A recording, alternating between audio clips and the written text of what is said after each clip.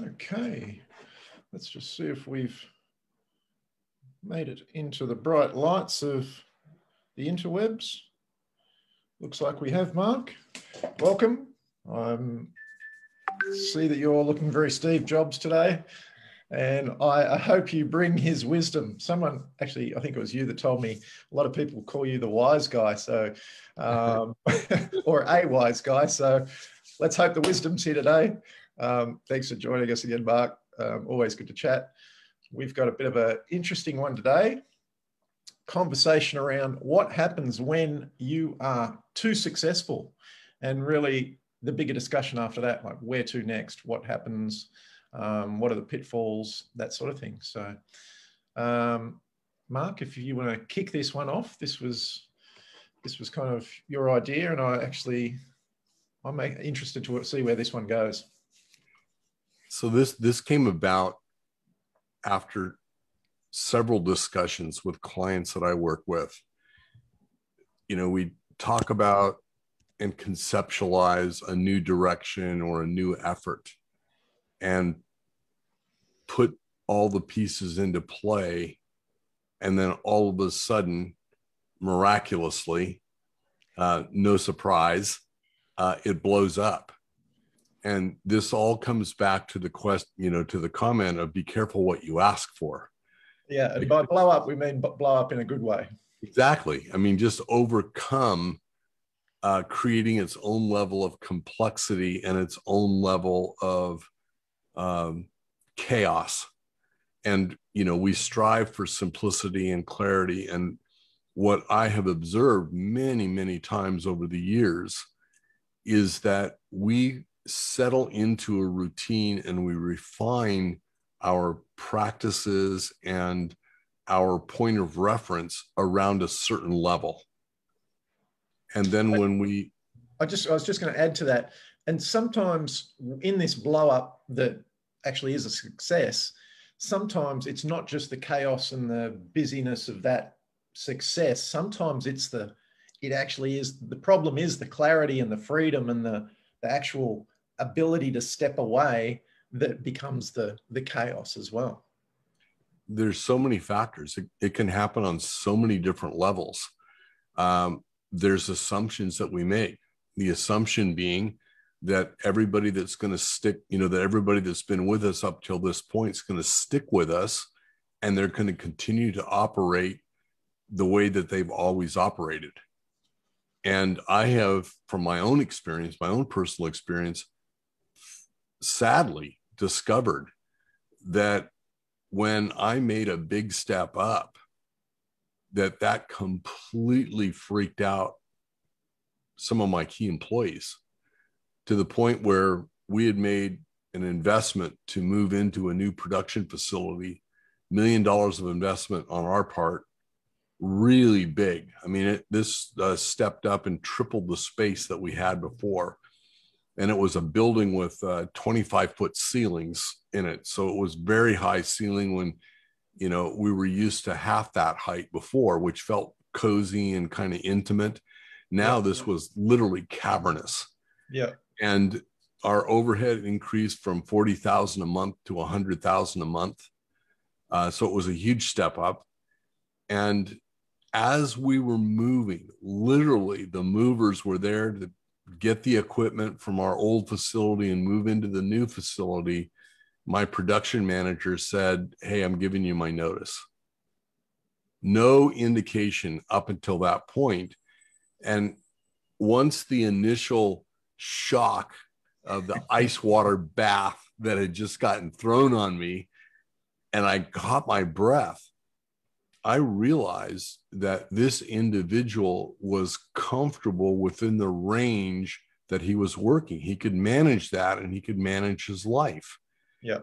And he knew that we were moving into this new situation, which was going to be much more serious. We had to be much more efficient. We had to be on top of everything that we were doing. We had a lot of planning meetings and everything up until that point. And he realized for himself that this was beyond his skill set. But he didn't have the self-confidence to say, "Hey, this is beyond me." because he knew that that was going to be, you know, was I going to pull the plug on him if he said that? Clearly, he thought that way. So he literally thought himself into a corner and waited until the very last possible second before he bailed out. Yeah, I see this sort of thing a lot also with clients that are growing, well, that grow quickly and have an excess of free time on their hands, or they have an abundance of cash all of a sudden, which allows them, you know, to put people in place or put systems in place, which gives them an abundance of time to themselves, and they don't know what to do with it. They haven't thought through, okay, like a really good example is a coach that came to me years ago, and he had a perfect vision for what he wanted out of his life and what he wanted from the business and all this sort of stuff. But he hadn't thought about beyond that success, beyond that initial success. And when that initial success came really quickly, it was like, well, what do I do with all this extra time? And time was his problem. He had extra time on his hands because he had staff on board, he had systems in place. And it became this thing where he was like, he didn't know what to do with himself. Right. And that's exactly it. It's a dangerous position to be in, because that's when you become the spanner in the works, and you become this thing that wants to keep attacking the people in the business or the systems in the business. And you have to be able to step away and give yourself that time. Part of that, I think, James, comes from the situation of the business owner looking for relief from the activity around them. So as they scale, others take that burden, chaos, job function, whatever it is, away from the owner. He lets go of it. He successfully delegates it. But he hasn't thought beyond that to think, what does this mean for me? What's my next step? What's the play here? Yeah, he's been so busy as a problem solver, he's got no more problems to solve, and then he starts to create them instead of solve them. Yeah, it is a big one, and it's funny because, well, like us, you know, we operate in the online space and a little bit in the kind of offline space as far as businesses go. I see it more in the online space where people might be shooting for a goal. You know, it might be like, I just want to make 6 figures. And, you know, they get to 6 figures so quickly that it's like, well, hang on a minute. I haven't really thought. I wasn't ready for that. Yeah. Like, what happens now? You know, and essentially there'll be this huge spike, and then there'll be a huge dip in the business income because they hadn't actually thought through what happens when we get to 6 figures and we want to go to multiple 6 figures, or, you know, high 6 figures or anything like that. It's one of the reasons, like when I talk to clients at the initial, like in a prospect meeting, I always talk to them like, okay, where are we 3-5 years down the track? Yes, we want to create this initial burst, but what happens after that? And people often don't think that through. They're very kind of not limited thinking, but it's like, I just need to fix this problem now. And this one problem might be 6 figures. It might be multiple 6 figures. And they're just thinking to that point. And that's, you know, it creates its own problems. And even though they're having great success, you know, going back to this coach that I was working with years ago, even though he'd had great success, he was creating more issues after the success because he didn't know what to do. And I think, you know, a lot of people go through this. They haven't thought through what life is like after they hit this big goal. I read something recently about, and I think it was kind of targeted at Australian athletes. I saw it in an Australian kind of magazine or whatever. And it was, why so many Olympic athletes kind of fail after they've been to the Olympics. And it's the same sort of thing. It's like they've reached a pinnacle, but they hadn't thought about life after the pinnacle. You know, I was just going to say, this is so common in the entertainment industry with actors and musicians that hit it big. Athletics, the Olympics are a classic scenario, but even with professional athletes, they're thinking, okay, so I become a professional athlete, then the next step are the endorsements and, you know, the public appearances and things like that. Okay, what's next after that? What's your plan B if you get hurt? What's your plan B if your career ends prematurely because of an injury or some other event? You get cut, you don't make the cut. Yeah. And they don't have those plan Bs. They don't have those plan Cs because they're so focused on getting to the big leagues or getting to the Olympic or win that gold medal. This is a big reason that when I'm talking with clients initially, yes, we're trying to solve the immediate problem, and it's normally income, but I'm always asking them, what do you actually want your lifestyle to be like? Because if we fix this problem and you don't have your lifestyle thought about, you know, it all kind of goes up in smoke. And that's normally what happens. They'll have a huge win, and then the next month, the income will drop out of the sky because they hadn't thought through the next month. It's like, how do you want your life to be? You know, how is building this going to improve your lifestyle, or, you know, even not even improve your lifestyle, but how are you operating in your life to be able to maintain and grow this if we do actually succeed? Like when I start asking these questions, when I bring on new clients, they're like, what are you asking me this for? And it's like, well, when we succeed, I don't want you to just go crazy and be the spanner in the works and destroy the business. I want you to actually change your lifestyle or improve it or maintain it or whatever you want to do with it. But I need to know what you're going to do. I don't want you to just have all this money in a pile and have all this free time and then destroy it all. I've seen it happen many a times. I actually got absolutely destroyed online years ago, right? I put a post up saying, I just had a client that's been with me 4 months and they've decided not to continue on with me. I'm actually really concerned about the business and I think it's the wrong move. And I got absolutely hated on because of the post, saying it was as if I was saying they can't build the business without me, right? Yet within 5 months, and this was a business that went from nothing. It was literally an idea. We grew it to $500,000 in about 4 or 5 months. And then within 4 or 5 months later, they destroyed it and it was gone.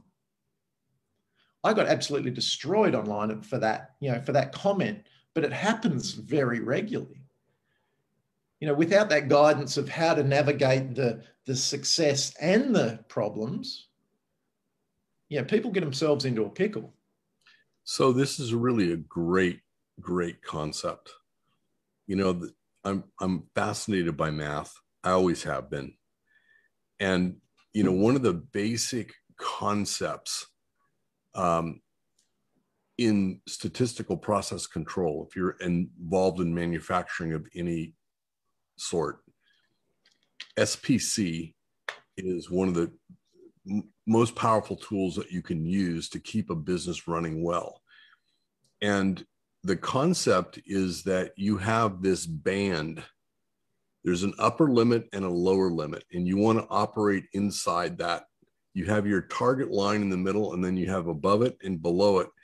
And if you blow through the top or you blow through the bottom, you're going to have issues.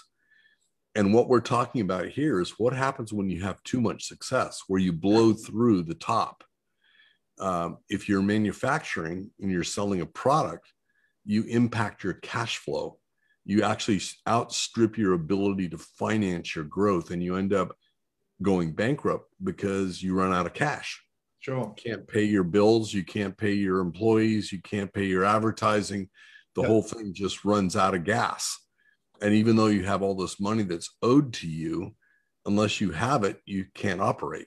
Yeah, exactly. So I tell my clients, and this is one of the huge things we've talked many times about, Profit First. This is one of the most powerful tools of Profit First, is staying within that operable cash flow. Yeah. And to know the things that you can do to grow at your highest velocity within the range that you can do. Yeah. And so knowing the upper limit and knowing the lower limit is essential. And almost every business that I come in contact with are coming at it from the position, as you mentioned early on, it's a cash flow issue. It's a cash generation issue. That's all they think about is, I need more money. I need more top line. Yeah. And you know, my feelings on top line. Top line's vanity, bottom line is sanity, right? Yeah. So it's like how much money can we pull in and how much can we keep for ourselves and keep for the business, and how liquid can we remain? Just because you can have fast growth doesn't mean you should grow that fast. You know, it's kind of like if the car can go 150 miles an hour or 200 kilometers an hour, do you really want to do that? Yeah. You know, you might be able to do it for 10 minutes, but then you're going to blow the engine up. And just as another prop to Profit First, and we do mention it there, I can see the book behind you. It is so important to have your cash flow in order, and just a cash management system. Like, people don't think of the different systems within a business, but a cash management system, an actual system you can follow every week, every month, month after month after month, that actually just works. It's not difficult, it's not tricky, it's just a simple system that works. Profit First is the best one I've come across by far. And having something like that in place, if you have a hugely successful period, whether it be a month or 3-month period or something like that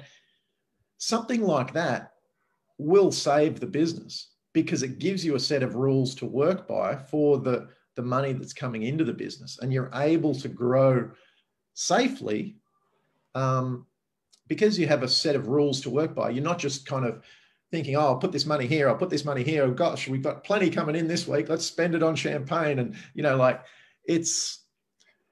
there's certain systems that need to be in place. And that's why I know you, both of us, we take a holistic approach to business. It's not just marketing or just a launch or just one promotion. It's every piece of the business that we're looking at. And I don't think, not to say we're super experts in every single piece of business, but there's certain pieces of business that we do excel in, and we focus on these key pieces to actually, drive growth and drive stability and security within that. I obsess over this kind of stuff, because for the vast majority of businesses, they have struggled their entire business career to generate consistent high-level profitability. And there's a lot of reasons for that.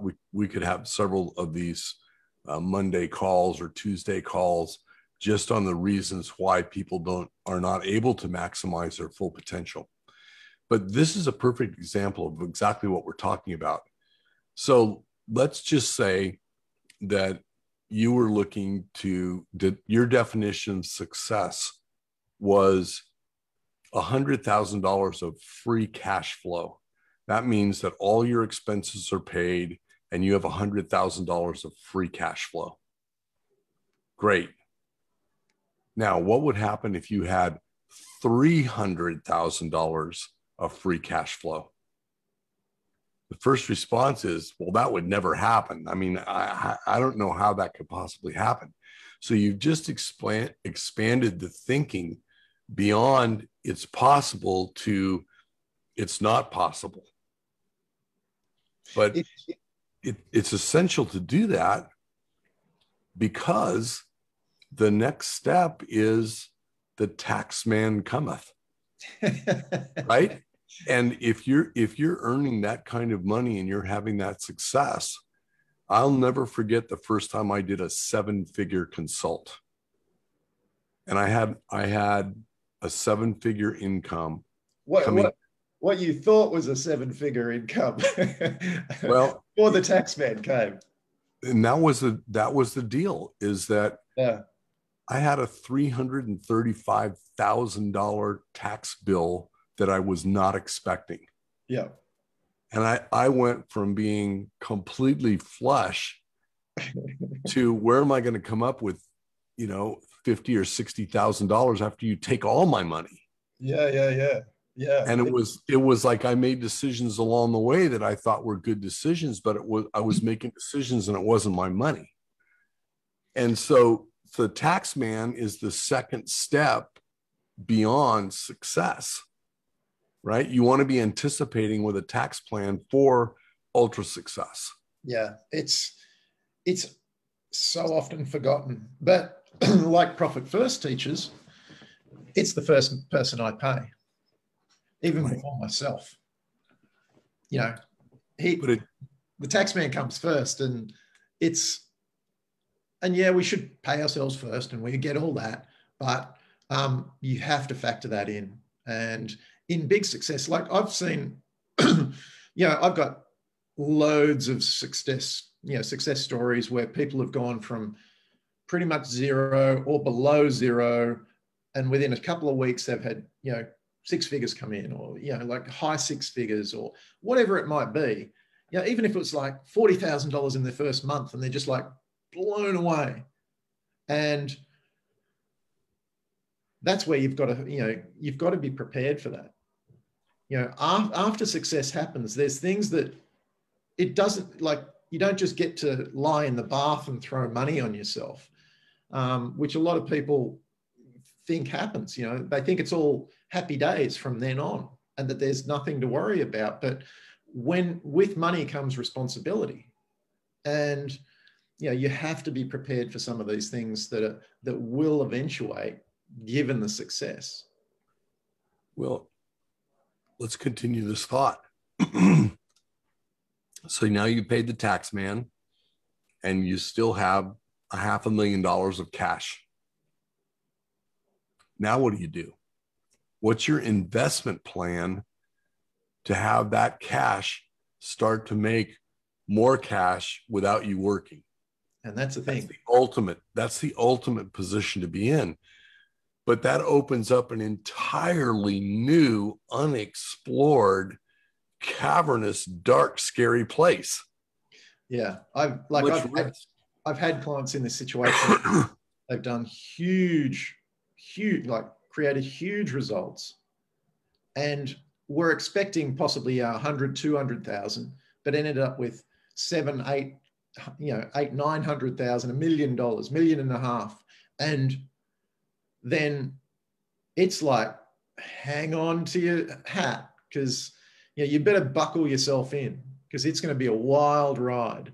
And at that point, I'm always slowing people down, and they're so excited they just want to keep running. And it's like, hang on a minute, like we've got to think this through.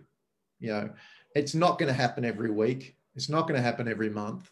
We need to think this through. And like I said earlier, often the desire mostly is to want to go out and buy things. And as we just said, the tax man is always the last person thought about.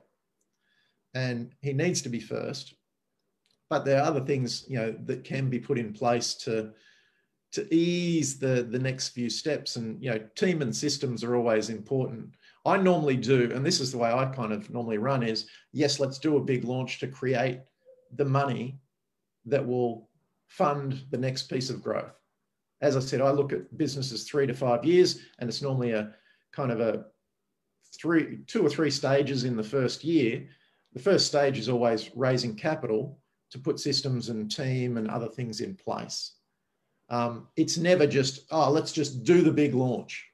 You know, let's just create a windfall. But what do we do with the windfall? You know, so systems and team are always on my radar as the next steps. You know, of course, money management, but that goes without saying. That, or I make my guys put that in place first. So it's you know, it's one of the things they have to do. One of the kind of fun projects or exercises that I do frequently is I have speed spending. Give everybody $500,000 and you have a half an hour to spend it. Yeah. Right. And then we up it to $1 million.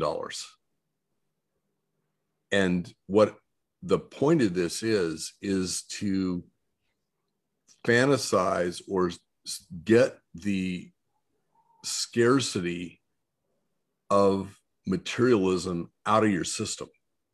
Because once you've got the thing that you bought, I mean, how many $27,000 handbags can you buy?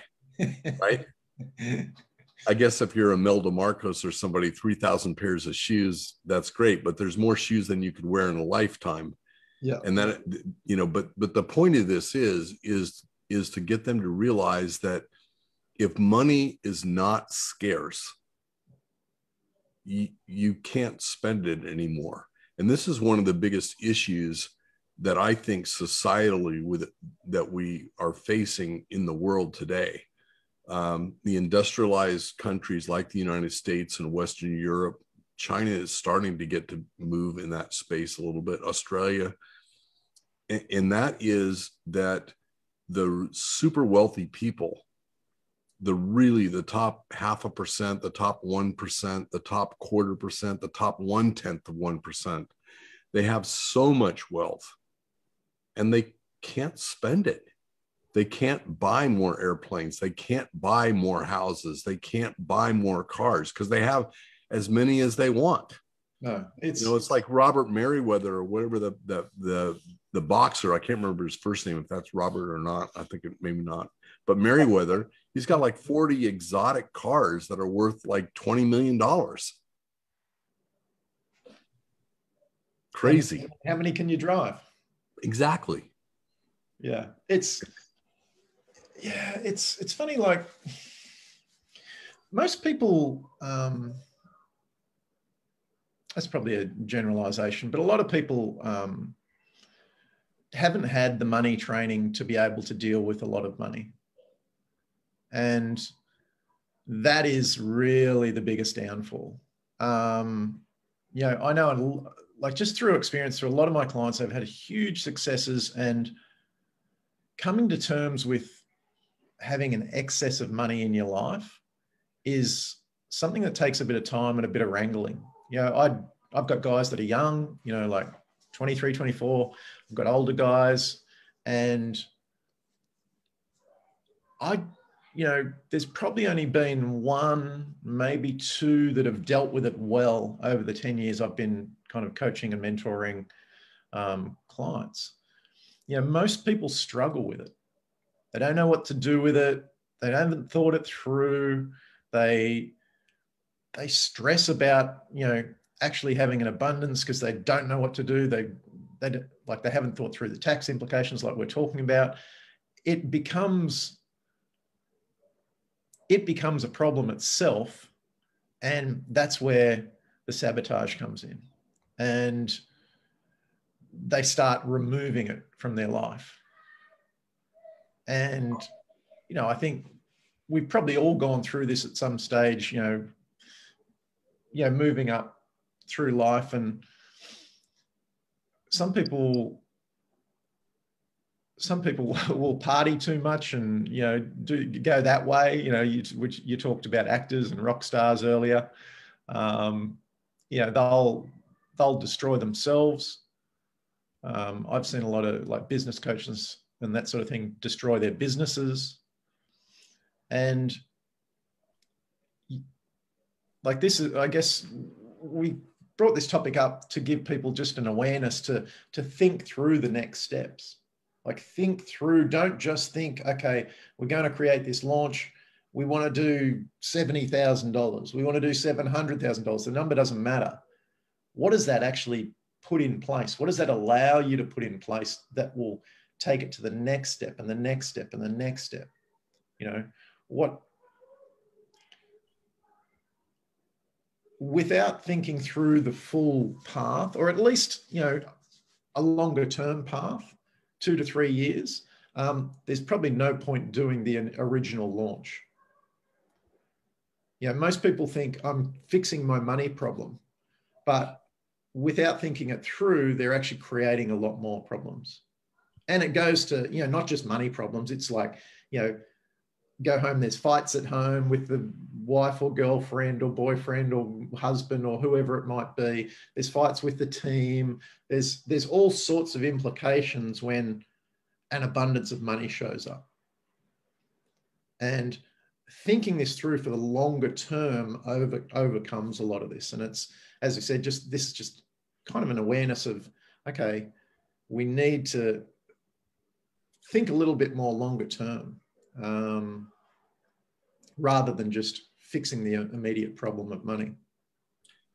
You know, addressing that issue of owners blowing up their businesses after they become successful, or athletes or musicians or whatever. I mean, they get into some very addictive kinds of behaviors because they can, and they can just spend as much as they want because there's plenty there, or the managers will take care of it. I mean, you know, there's lots of rock songs written about that. But I think what it comes down to is that in our mind, we have this built-in speedometer and says, you know, I'm comfortable driving 65 or 70, but I'm not all that comfortable driving 100 or 150. Yeah.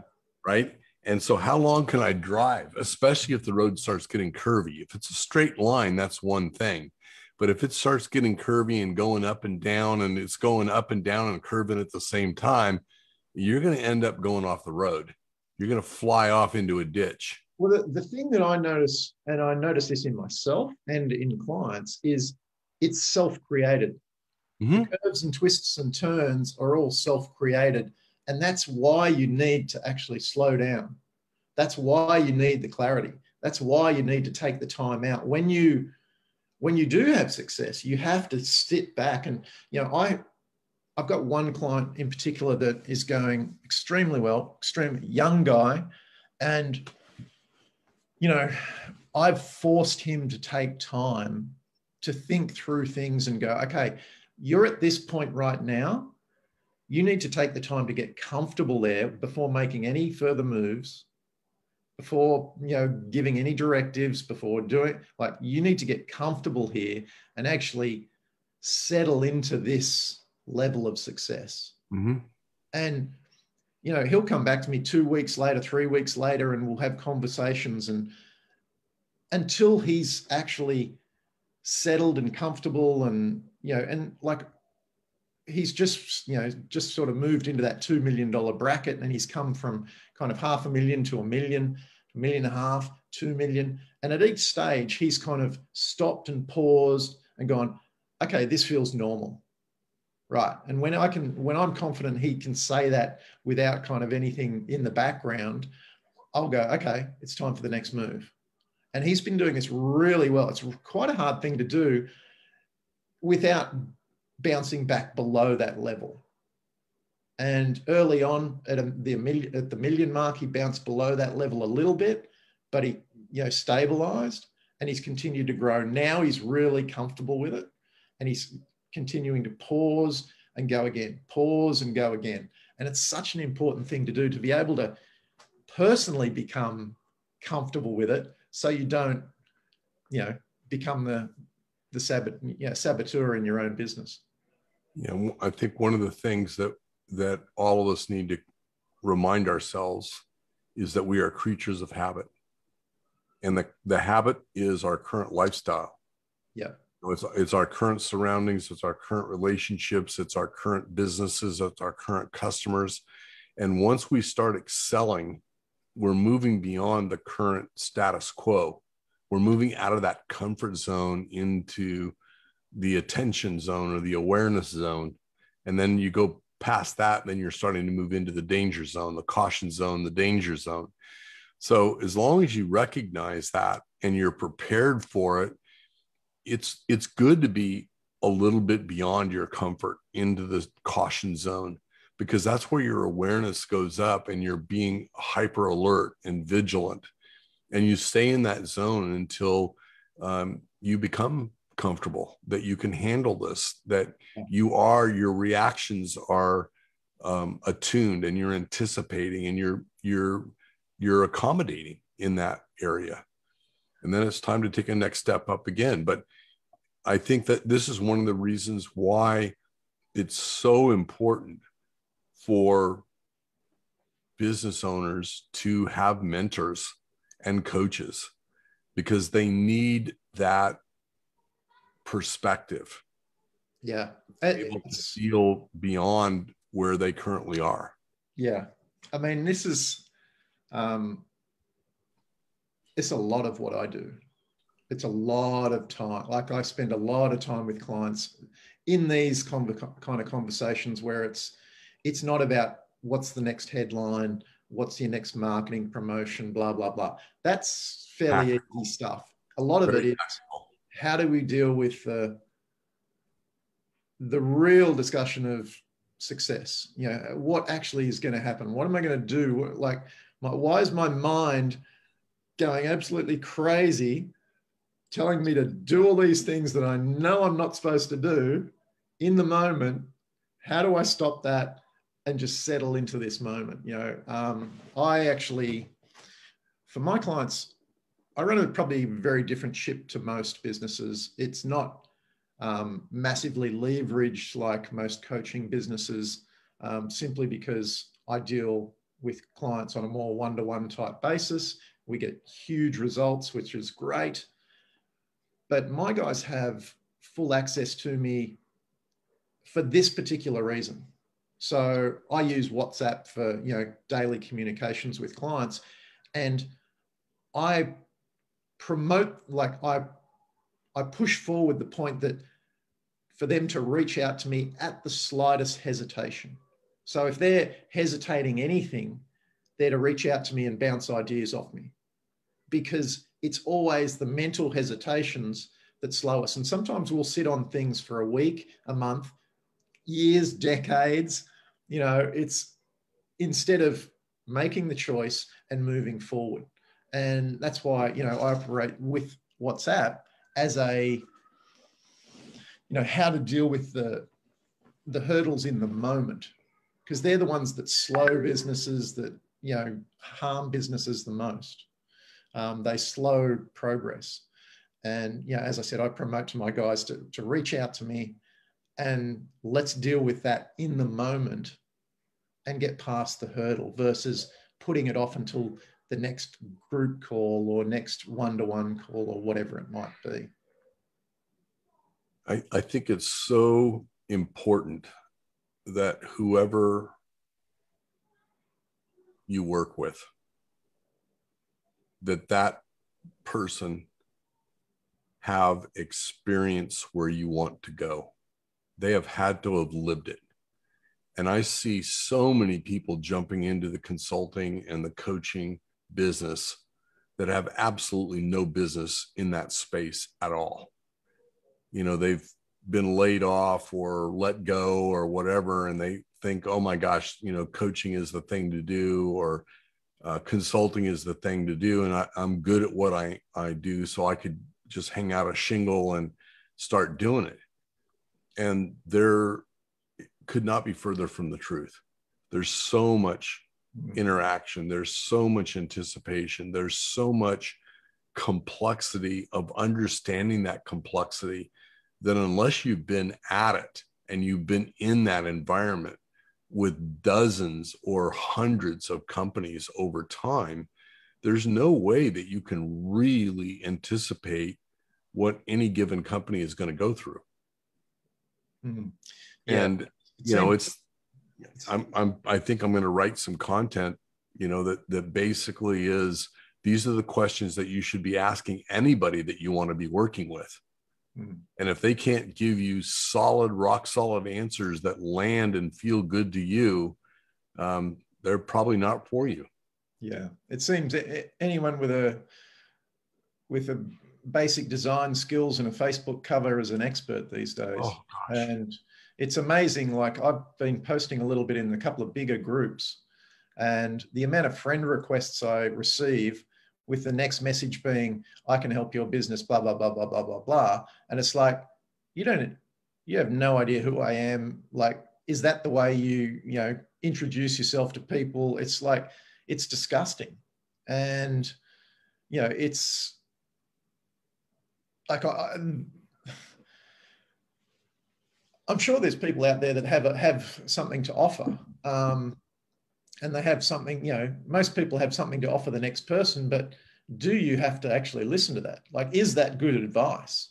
I mean, that's, to me, like, there's so much advice spinning around on Facebook these days that, like, if you're going to Facebook to actually do your learning, there's something wrong. Well, everybody's a publisher. I get that. That is the problem. A publisher of worthy content or of just content? It's all relative, because, you know, it's kind of like that story about the two guys that are hiking in the, you know, they're in the campsite, and they're out there, and they see a bear coming at them. And, you know, one guy puts on tennis shoes, the other guy puts on boots, and he goes, God, you know, you need to have boots on. And he goes, no, I need tennis shoes. And he goes, why do you need tennis shoes? He says, because I need to run faster than you. But I consider that's the guy that's not looking at Facebook for his information. You know, he's a smart character. Maybe we should wrap it up. It's brutal. It's brutal. It's a brutal reality. Yeah. Maybe we should wrap it up at this point. Mark, you got anything to offer just to wrap up? Well, I just think the whole concept of success, it's like, instead of really focusing on, I need to fix this in my life, or I need to improve this, and this is what success is going to be like when I make X amount of money or whatever it is, go the opposite extreme and consider what hyper success would look like, and how you would deal with hyper success. Yeah. as opposed to hyper scarcity. And do those exercises just for yourself. Play the game of, you know, spend it in a half an hour, and get the feel for what it would be like if you won the lottery, or, you know, you hit the big one, or you got that dream client that turns into a mega client. Be prepared for it. Yeah. Yeah. I think that's great advice. Like, taking that longer term view and having a bit of a thought pattern around what could happen next. I think that's a fitting point to end on. So we will wrap up. We will discuss or talk again next week. I'm sure we'll have another good topic to discuss, but have an awesome day, everyone. And thanks for your time. Cheers.